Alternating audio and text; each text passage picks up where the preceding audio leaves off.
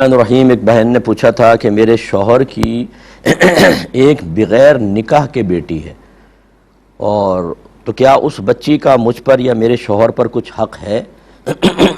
Sorry ذرا میرا گلا تھوڑا سا ڈسٹرب ہے۔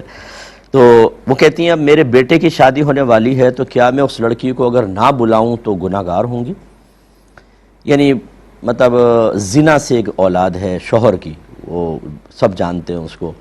تو دیکھیں مسئلہ یہ ہوتا ہے کہ جو زانی شخص ہوتا ہے وہ اس لحاظ سے تو بیٹی کہلائے گی کہ یہ اس سے نکاح نہیں کر سکتا۔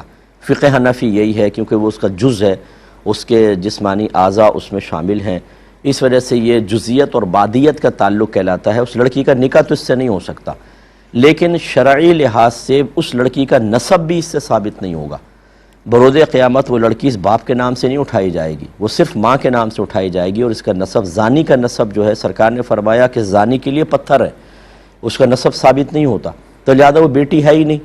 جب بیٹی ہے ہی نہیں نسب کے اعتبار سے، تو اس کا نہ باپ پر حق ہے، نہ آپ پر حق ہے، اور نہ اس کو کوئی بلانا آپ کے لیے لازم ہے، بلکہ بلائیں گے تو خواہ مخواہ شوہر کے عیب اور ظاہر ہوں گے، کیونکہ عورتیں بتاتی ہیں دیکھو وہ ہے جو زنا سے پیدا ہوئی ہے۔ وہ بچی بھی گلٹ فیل کرے گی، شوہر بھی کرے گا، جس پر یہ گناہ ظاہر نہیں تھا اس پر بھی گناہ ظاہر ہونا شروع ہو جائے گا، اور گناہ کا اظہار بھی گناہ ہوتا ہے۔ لہذا ہمارا تو مشورہ ہے کہ اگر حالات ٹھیک بھی ہوتے تب بھی نہ بلائیں اس کو، خواہ مخواہ بدنامی سامنے آئے گی۔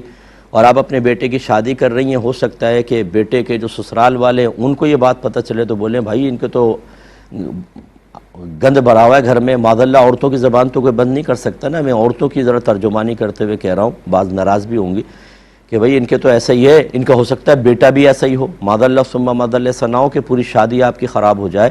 تو لہٰذا اس کو دھتکاریں بھی نہیں، اس کو ڈانٹے ڈپٹے نہیں۔ میں نہیں کہہ رہا ہوں کہ اس بچی کے ساتھ کوئی آپ ناروا سلوک رکھیں، لیکن اس کا کوئی حق نہیں ہے۔ اگر شادی میں نہیں بلائیں گی تو کوئی گناہ نہیں ہوگا۔ یہ کہتے ہیں کہ قرآن میں اللہ تعالیٰ نے